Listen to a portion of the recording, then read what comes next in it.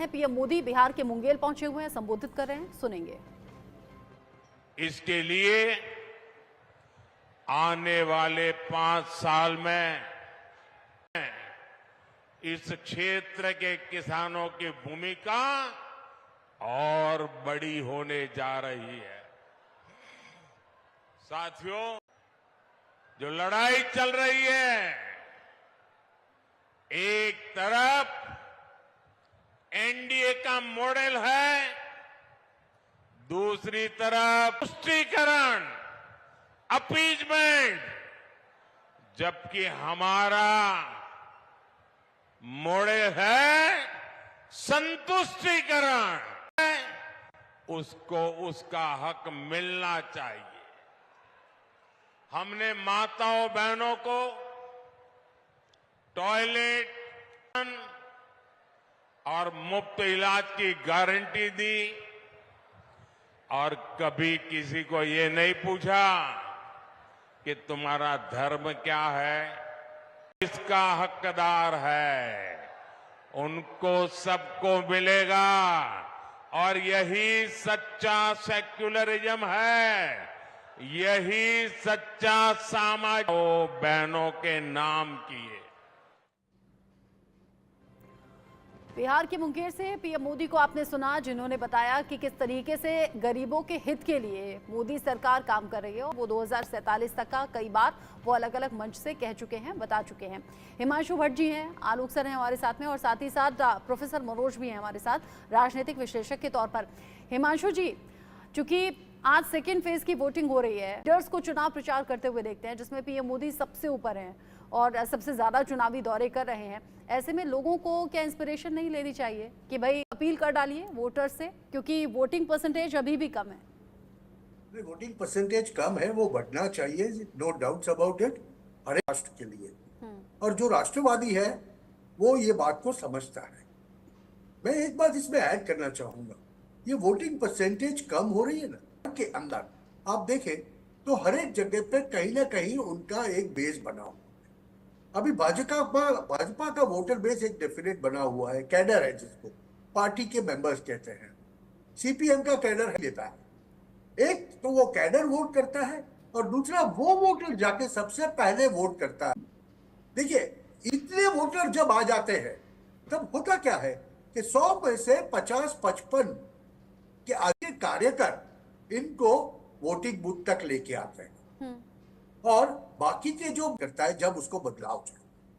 तो देखिए, आप जब तक जहां पर लोग बदलाव चाहते हैं और वो राजकीय पार्टी नजर आ रही हैं। आलोक मेहता सर, चूंकि अभी थोड़ी देर पहले ऋषभ गुलाटी ने जो बातचीत मांग लिया और ये कह दिया कि मैं मिलकर मैनिफेस्टो दिखाना चाहता हूं, समझाना चाहता हूं। 18 साल पुराना अगर कोई बयान निकाल कर चला रहे हैं तो इसे कैसे जोड़ें इस चुनावी माहौल में?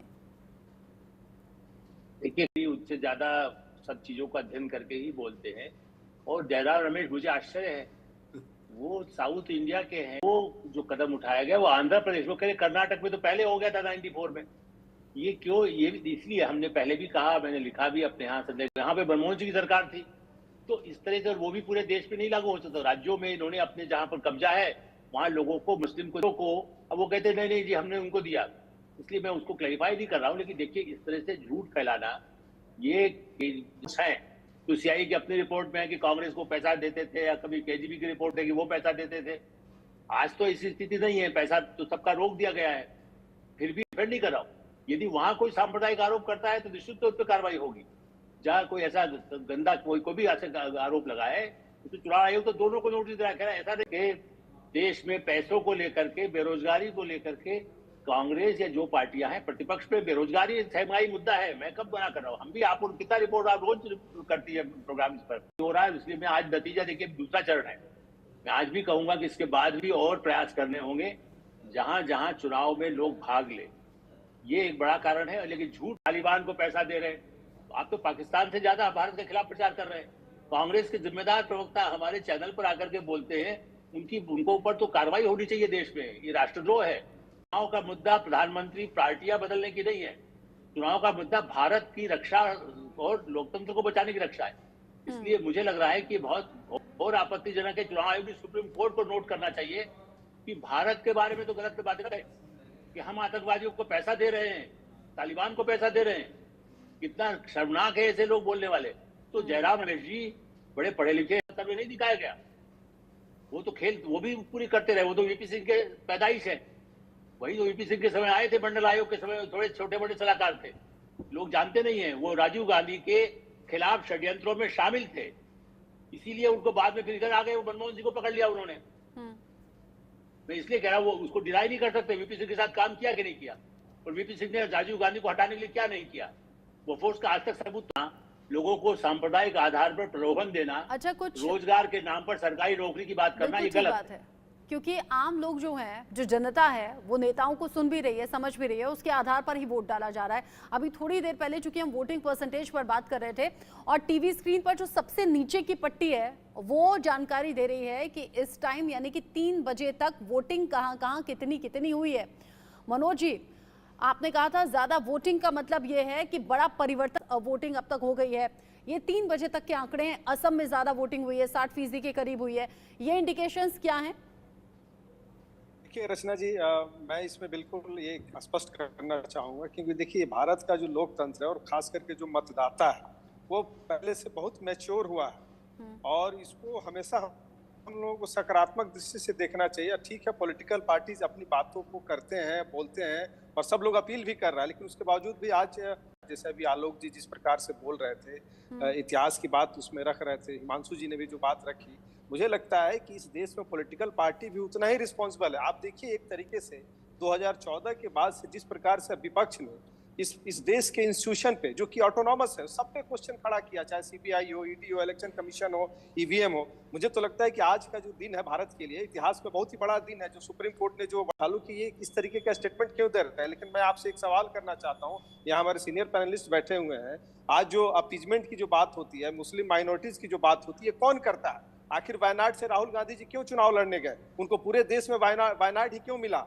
आपको याद होगा एंटनी रिपोर्ट जब 2014 में चुनाव हारने के बाद से कांग्रेस ने इंटरनल कमेटी बनाई थी, उसमें रिपोर्ट आया था कि आपके ऊपर किस कारण से आपको देश की मेजोरिटी जनता रिजेक्ट कर रही है। तो उसमें यही रिपोर्ट लिखी कि अमेठी से वो नामांकन दाखिल कर सकते हैं, ऐसी रायबरेली से प्रियंका गांधी कर सकती हैं। जयराम रमेश को भी अभी हमने सुना कि संगठन चाहता है कि ऐसा हो। हालांकि होगा या नहीं होगा, इसके कितने चांसेस हैं, ये जैसे जैसे वक्त आगे बढ़ेगा वैसे वैसे सामने आएगा। अब चूंकि आपने मेरे सवाल का ठीक तरीके से जवाब नहीं दिया, लेकिन ये जो कमेंट किया था ये हिमांशु जी ने किया था, तो घूमकर उन्हीं की तरफ ये सवाल आ जाता है। हिमांशु, 3 बजे तक आपने मत का इस्तेमाल कर दिया है। छत्तीसगढ़ में भी अच्छी खासी वोटिंग है, 60+, और त्रिपुरा, असम, मणिपुर, यहाँ सबसे ज्यादा।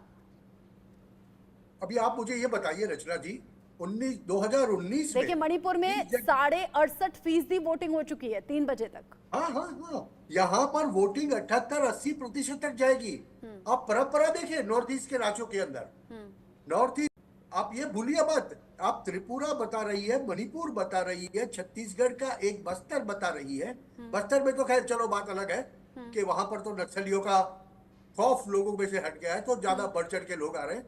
मगर ये नॉर्थ ईस्ट के राज्यों की जहां तक बात है, आप ये बराबर जानिए कि 2014 में भी, 2004 में भी, 2009 में भी और 2019 में भी वहां पर औसतन मतदान आप देखेगी तो वो समझ में आए नहीं होना चाहिए।